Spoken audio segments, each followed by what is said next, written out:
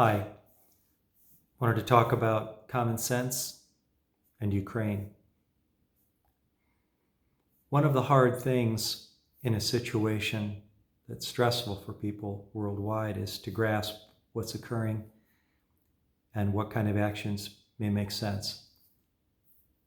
I hope these ideas can be a contribution to that effort. Vladimir Putin is a modern day Adolf Hitler, but not as crazy. He's willing to use arms to subjugate democracies or anyone else that stands in his way of what life should be, which is a tragedy in a lot of ways because the Russian people have just recently gotten their own freedom from communism and sacrificed in many ways for that. And the Russian people are certainly not the enemy of the West, certainly not of the United States. We just have a leader that is a rogue at the present time.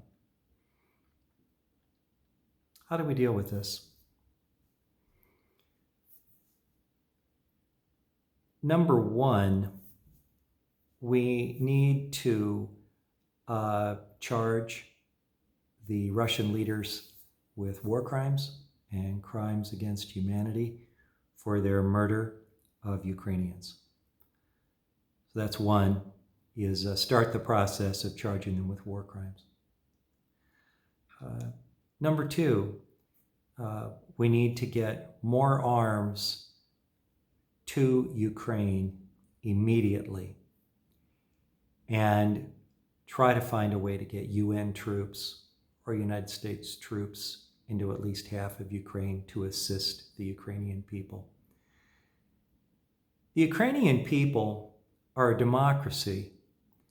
They fought for it, and if there was ever a people who deserved our help and our assistance, these are the ones.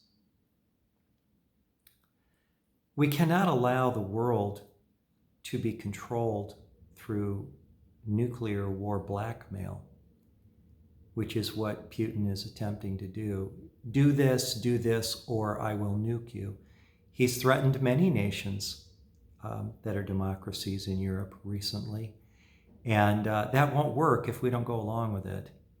And certainly he's not going to start a nuclear war, and neither are we. Nobody's that insane, and he's certainly not insane. He's trying to accomplish certain goals within a vision he has for the future of Russia. But we simply cannot live in this world by having one country dictate over and over again what others are going to do when that country says, if you don't, I'll use my nuclear weapons. Can't go along with it. It won't work. Another thing that we need to do is to have a no-fly zone enforced over half of Ukraine, and that'll keep fighter aircraft from going into Ukraine and doing more damage. The monies, all monies that are Russian monies, need to be frozen worldwide, and those funds made available to the Ukrainians to assist them with financial needs that they will have.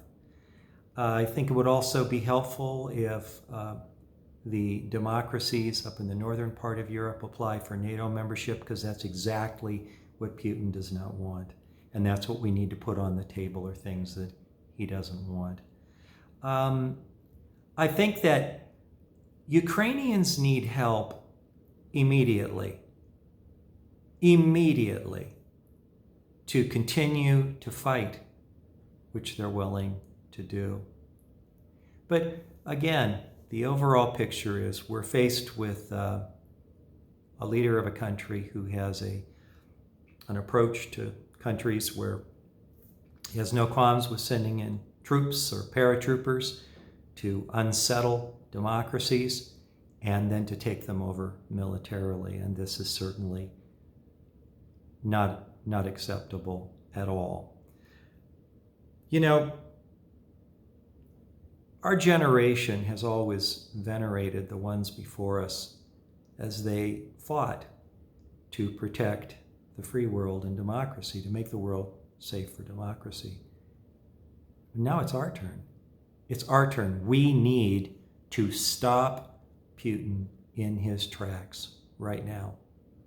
And after we've done that successfully, which we can do, then we need to find ways to work more closely with Russia and build strong bonds with them for their future success and our future success.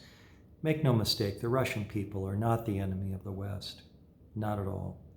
It's just a small group of leaders in Russia who have their way right now and will use barbaric means to accomplish their ends if they can get away with it. So encourage those around you to your elected officials to see to it that Ukraine gets help, and put pressure to have a no-fly zone.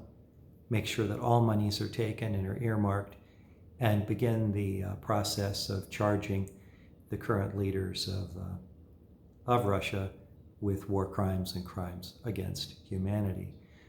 By working together in a united way, we can stem this problem and have done our part to keep the world safe for democracy. Thank you.